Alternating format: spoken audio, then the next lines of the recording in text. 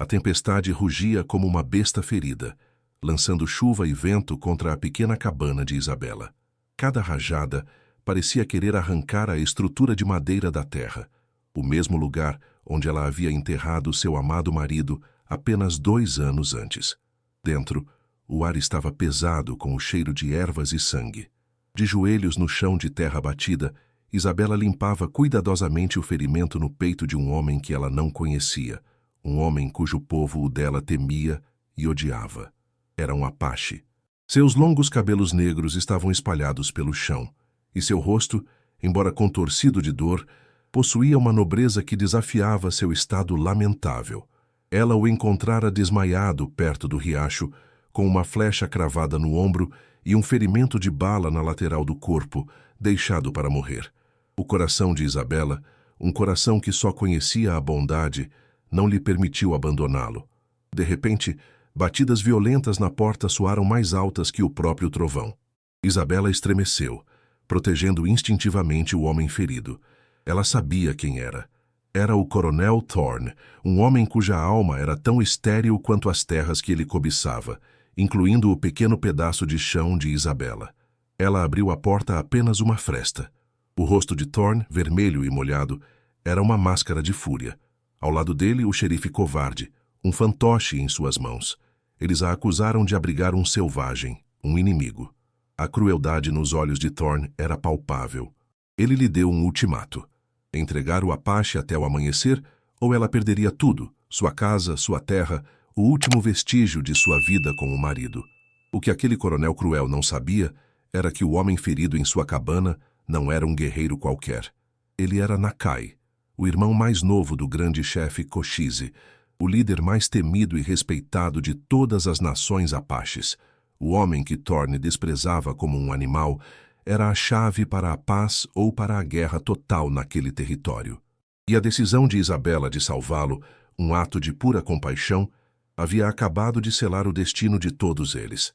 O destino tinha uma surpresa guardada para o coronel Thorne, e ele logo pagaria caro por sua arrogância. A vida o faria pagar por cada lágrima que estava prestes a derramar dos olhos daquela mulher inocente.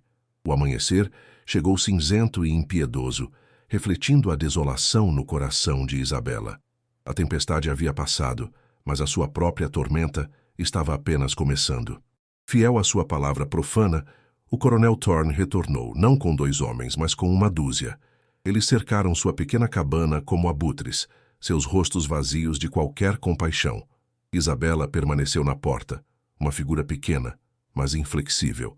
Ela se recusou a entregar o homem ferido que agora respirava com dificuldade em sua cama improvisada. Para ela, ele não era um inimigo, era uma vida humana necessitando de ajuda. A crueldade de Thorne não conhecia limites. Ele deu a ordem, e seus homens invadiram a casa. Eles a agarraram pelos braços, sua pele frágil marcada pela força bruta de suas mãos. Ela não gritou. Sua dor era uma oração silenciosa, uma acusação muda contra a injustiça do mundo. Podem imaginar a dor daquela mulher solitária? Eles a jogaram na lama, no chão encharcado pela chuva da noite. Um por um, seus poucos pertences foram arrancados de sua casa. A cadeira de balanço que seu marido fizera para ela quebrada. O baú de madeira com as roupas de seu bebê que ela perdera para uma febre, esvaziado e chutado para o lado. Cada objeto era uma memória, e Thorne estava destruindo seu passado com um prazer sádico.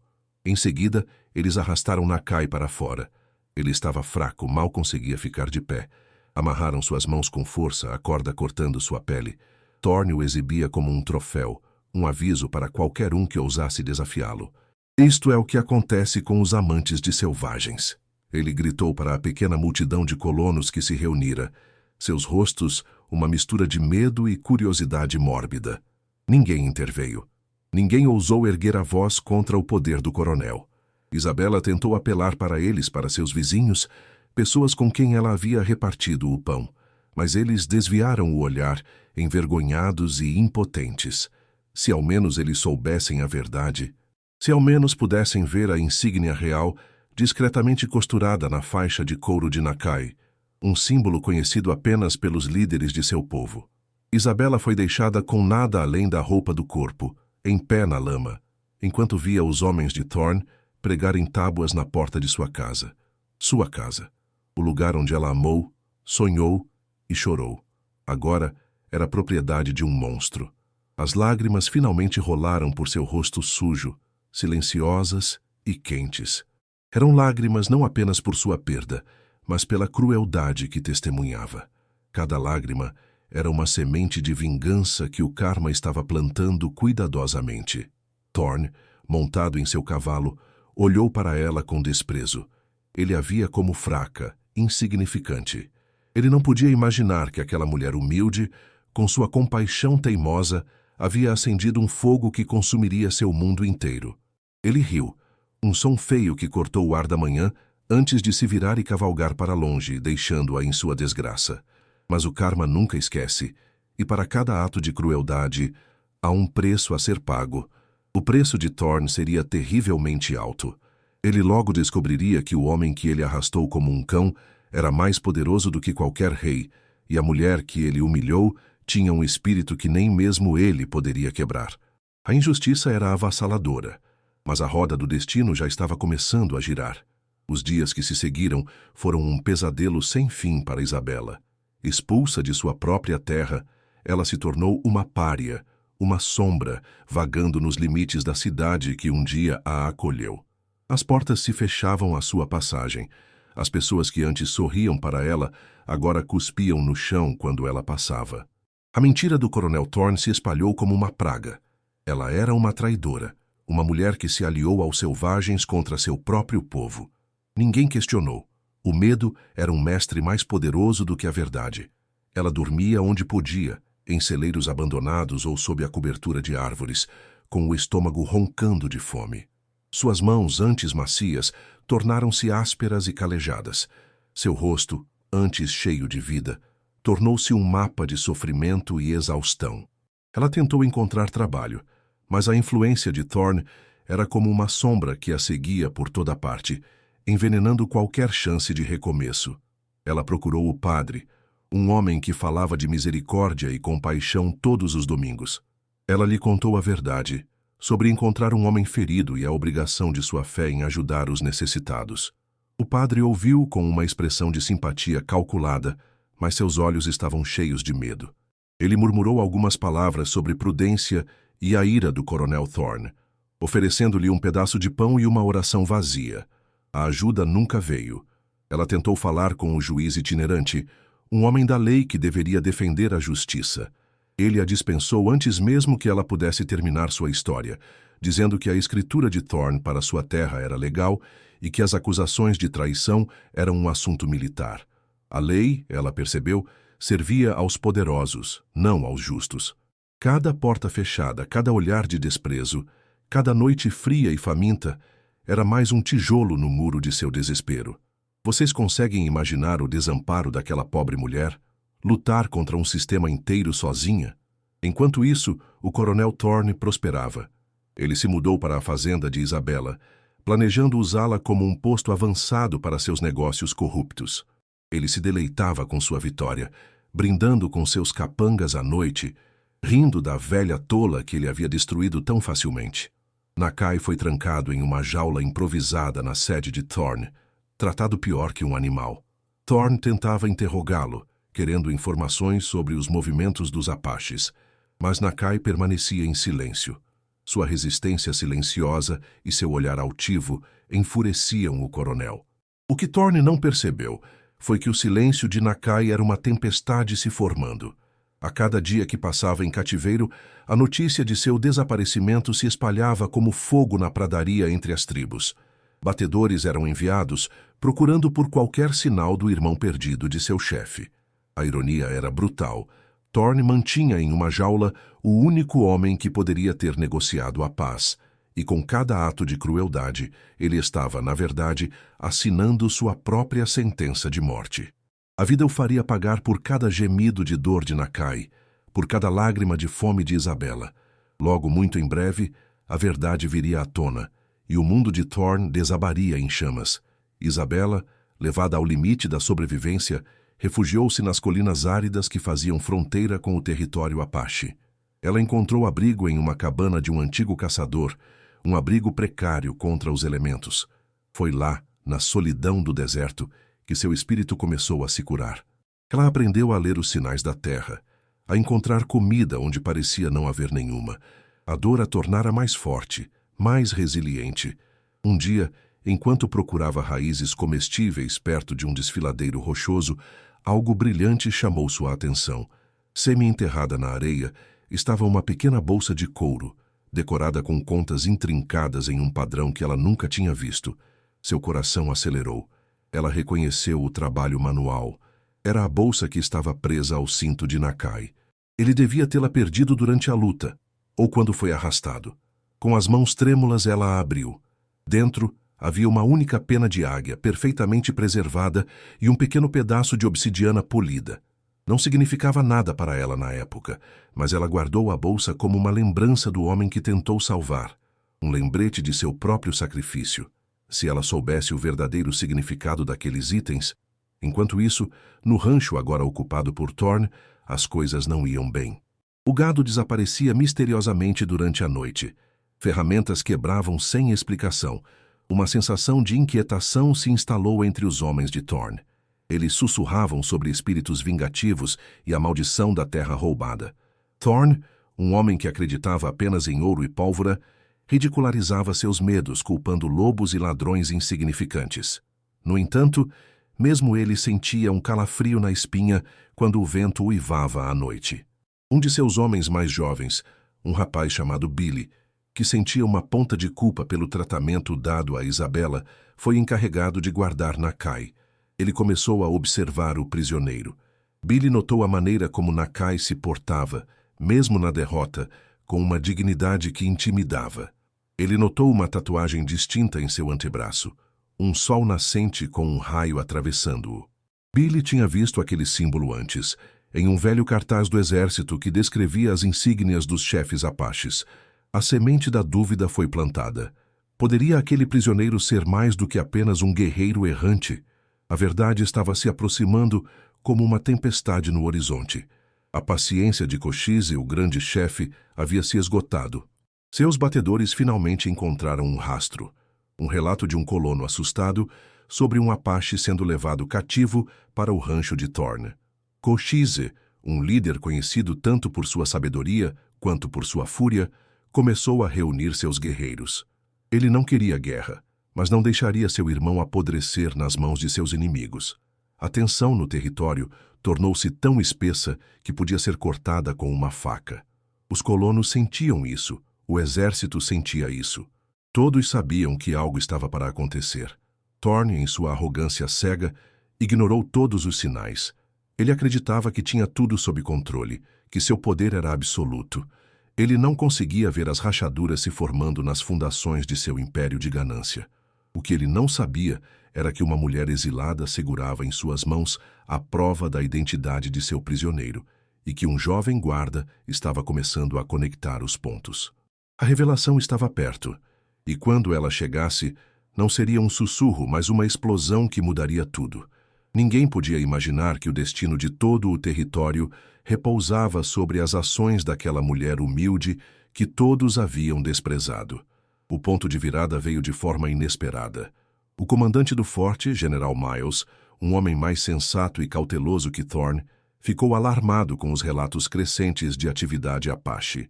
Ele queria evitar um massacre, e sabia que a única maneira era através da diplomacia. Contra a vontade de Thorn, que via a guerra como uma oportunidade para mais terras e poder, o General Miles enviou mensageiros para Cochise, propondo uma reunião para discutir um tratado de paz. Cochise concordou, mas com uma condição. A reunião seria em território neutro e ele traria sua própria escolta de guerreiros. O local escolhido foi um vale aberto, a poucos quilômetros do rancho de Thorn. Thorn foi convocado pelo general para participar, um convite que era, na verdade, uma ordem.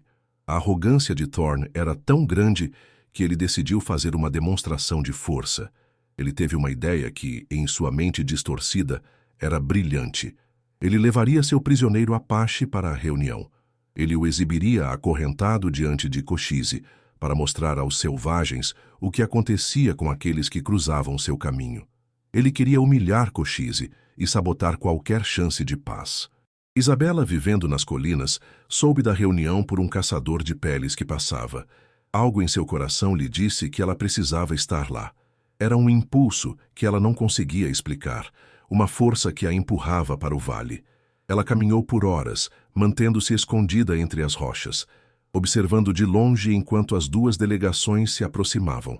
De um lado, os soldados da cavalaria, com seus uniformes azuis e estandartes tremulando. Do outro, os guerreiros apaches liderados por uma figura imponente em um cavalo branco. Era Cochise. Sua presença era magnética, uma aura de poder e tristeza o cercava. A reunião começou tensa. O general Miles falou de paz e fronteiras. Cochise falou de terras roubadas e promessas quebradas. E então, no auge da tensão, Thorne deu seu passo fatal. Ele ordenou que seus homens trouxessem Nakai. Eles o arrastaram para o centro do círculo, fraco e sujo, com correntes pesadas em seus pulsos e tornozelos. A multidão murmurou. Os guerreiros apaches cerraram os punhos, seus olhos ardendo de raiva. Thorne se adiantou, um sorriso de escárnio em seu rosto. Este é um exemplo do nosso poder, chefe Cochise, ele disse, sua voz gotejando veneno.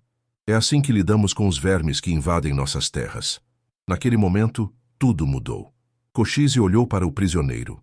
Seus olhos se arregalaram, primeiro em incredulidade, depois em um reconhecimento que o atingiu como um raio. Ele viu o rosto de seu irmão. Ele viu o corpo torturado de Nakai. Ele viu a tatuagem do sol nascente em seu braço, a mesma tatuagem que seu pai lhes dera quando eram crianças. Um silêncio mortal caiu sobre o vale. O único som era o vento. Cochise desmontou de seu cavalo lentamente. Cada movimento era carregado de uma fúria contida que era mais aterrorizante do que qualquer grito. Ele caminhou até Thorne, seus olhos negros fixos no coronel. Você, a voz de Cochise era um sussurro baixo e perigoso.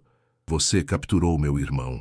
A frase pairou no ar, carregada de um peso impossível. O general Miles ficou pálido. Os soldados olharam uns para os outros em pânico. O mundo de Thorne desmoronou naquele instante. O suor brotou em sua testa. Seu rosto arrogante se desfez em uma máscara de puro terror. Ele olhou para Nakai, depois para Cochise, e a terrível verdade o atingiu. O selvagem que ele torturara por semanas, o homem que ele planejava usar como um peão em seu jogo sujo, era o irmão do homem mais poderoso e perigoso daquelas terras. A ironia era tão esmagadora, tão brutal, que o deixou sem ar. De sua posição escondida, Isabela observava, com o coração batendo descontroladamente. Ela finalmente entendeu. O homem que ela salvara não era apenas um guerreiro. Ele era da realeza. E seu ato de compaixão, que lhe custara tudo, estava prestes a se tornar o catalisador de uma justiça que ninguém poderia ter previsto. O castelo de mentiras de Thorne havia se transformado em pó. A reação de Cochise foi primal. Um grito de angústia e fúria ecoou pelo vale, um som que fez os cavalos empinarem e os homens recuarem. Não era o grito de um chefe de guerra, mas o grito de um irmão que via seu parente torturado. Seus guerreiros, respondendo ao seu chamado, ergueram suas armas em uníssono. A paz estava morta. O ar crepitava com a promessa de violência. O general Miles, vendo a situação sair de controle, agiu rapidamente. Ele sabia que Thorne, com sua ganância e estupidez, havia colocado todo o território à beira de uma guerra de extermínio. Coronel Thorne, a voz do general era como o aço. Você está preso. Por insubordinação, por colocar em risco a segurança deste território e por ocultar a identidade de um prisioneiro de tal importância. Os soldados da cavalaria, leais a Miles e chocados com a revelação, não hesitaram. Eles cercaram Thorne, que estava paralisado pelo choque, incapaz de processar a velocidade de sua própria queda. Ele tentou protestar, balbuciando sobre seus direitos, sua influência, mas ninguém o ouvia. Suas palavras eram vazias. O poder que ele tanto valorizava havia evaporado no ar. Enquanto Thorne era desarmado e amarrado, Cochise foi até seu irmão. Com uma gentileza que contrastava com sua fúria anterior, ele mesmo quebrou as correntes que prendiam Nakai. Os dois irmãos se abraçaram, uma imagem poderosa de lealdade e amor em meio ao caos. Cochise então se virou para o general Miles, seus olhos ainda em chamas. Este homem, ele disse, apontando para Thorne, deve pagar. E a terra que ele roubou, a terra da mulher de coração bom, deve ser devolvida. O general Miles olhou para Cochise e depois para a multidão, procurando. Foi quando Isabela, sentindo que era a hora, saiu de seu esconderijo. Ela caminhou para a clareira, sua figura pequena, mas cheia de uma dignidade que o sofrimento não conseguiu apagar. Em suas mãos, ela segurava a pequena bolsa de couro de Nakai. Ela se aproximou dos irmãos Apaches e, sem dizer uma palavra, estendeu a bolsa para Nakai. Ele a pegou, seus olhos se enchendo de gratidão e espanto. Ele se virou para Cochise e falou em sua própria língua, sua voz fraca, mas clara. Ele contou a seu irmão como aquela mulher, uma estranha, uma inimiga de seu povo, arriscou tudo para salvar sua vida. A expressão de Cochise suavizou. Ele olhou para Isabela e, pela primeira vez, ela não viu um guerreiro temível, mas um homem. Um homem que entendia de honra e dívida. A justiça poética estava se desdobrando diante dos olhos de todos. Thorne, o homem que a humilhara publicamente, agora estava acorrentado e desonrado diante da mesma multidão. Isabela, a mulher que ele transformara em uma pária, era agora aclamada como a heroína que, com um único ato de bondade, havia, paradoxalmente, salvado a todos de uma guerra certa. A vida estava fazendo Thorne pagar por cada lágrima, cada humilhação, cada noite de fome que Isabela suportara. O xerife corrupto e os capangas de Thorne, vendo seu mestre cair, tentaram fugir, mas foram rapidamente capturados pelos soldados. O castelo de cartas de Thorne havia desmoronado, e todos os seus cúmplices estavam sendo enterrados nos escombros. A cena era um testemunho poderoso do ditado: aqueles que semeiam o vento colhem a tempestade. E a tempestade de Thorne havia finalmente chegado. A queda do coronel Thorne foi tão espetacular quanto sua ascensão fora cruel. Ele foi levado para o forte, não como um oficial condecorado, mas como um criminoso comum. A notícia de seus atos se espalhou como um incêndio. As pessoas que antes o temiam, agora o desprezavam abertamente. Ele foi submetido a uma corte marcial, onde a evidência contra ele era esmagadora. O general Miles testemunhou sobre sua imprudência. O jovem soldado Billy testemunhou sobre a negligência e a crueldade com que Nakai fora tratado. E, para o espanto de todos, o próprio Nakai, agora se recuperando sob os cuidados de seu povo, compareceu ao julgamento, não para pedir vingança, mas para garantir que a justiça fosse feita. Ele falou com a ajuda de um intérprete sobre a bondade de Isabela e a maldade de Thorne. O contraste entre os dois selou o destino do coronel. Thorne foi considerado culpado de todas as acusações. Ele foi destituído de seu posto, despojado de todas as suas honras militares e condenado a uma vida de trabalhos forçados em uma prisão federal. Suas terras, adquiridas através de fraude e intimidação, foram confiscadas pelo governo. Ele perdeu tudo: seu poder, sua riqueza, sua liberdade e, o mais importante para ele, seu nome. A justiça não parou em Thorne. O xerife corrupto foi expulso do cargo e preso por cumplicidade. Os capangas de Thorne foram julgados e condenados por seus próprios crimes. O sistema que ele havia manipulado para seu próprio benefício finalmente se voltou contra ele, devorando-o por inteiro. O momento mais satisfatório para aqueles que sofreram em suas mãos foi o dia em que ele foi publicamente despojado de suas insígnias. Na praça da cidade, diante das mesmas pessoas que ele aterrorizara, suas ombreiras foram arrancadas, sua espada foi quebrada. Ele foi forçado a trocar seu uniforme por trapos de prisioneiro. Enquanto era levado, ele viu Isabela na multidão. Ela não estava sorrindo. Seu rosto era sereno. Sua vitória não era sobre vingança, mas sobre restauração. A dignidade dela era a sua punição final. Ele implorou por perdão chorando e se humilhando, mas era tarde demais. O karma nunca esquece uma dívida, e a de Thorne era imensa. Ele passaria o resto de seus dias quebrando pedras sob o sol escaldante, assombrado pelo fantasma da mulher que ele subestimou e do poder que ele não conseguiu entender. Para Isabela, a vida se transformou de uma maneira que ela nunca poderia ter imaginado. Por ordem do general Miles, e com a bênção de Cochise, sua terra não só lhe foi devolvida, mas também expandida, como compensação por seu sofrimento. Os mesmos colonos que a haviam evitado agora a procuravam, oferecendo ajuda para reconstruir sua casa e sua fazenda. Com a ajuda da comunidade e a proteção tácita da nação Apache, a fazenda de Isabela floresceu. Mas a maior mudança ocorreu em seu papel na comunidade. Ela se tornou uma ponte entre dois mundos. Respeitada tanto pelos colonos quanto pelos Apaches, ela se tornou uma mediadora não oficial, uma voz da razão e da compaixão em uma terra muitas vezes dividida pelo ódio. Cochise a chamava de mulher que vê o coração, e seus guerreiros garantiam que nenhuma ameaça jamais chegasse perto de sua propriedade.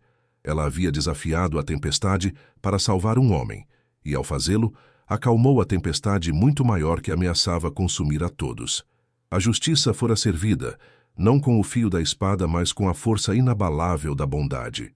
Passaram-se 5 anos. A terra que antes vivia sob a sombra do medo, agora respirava um ar de paz cautelosa.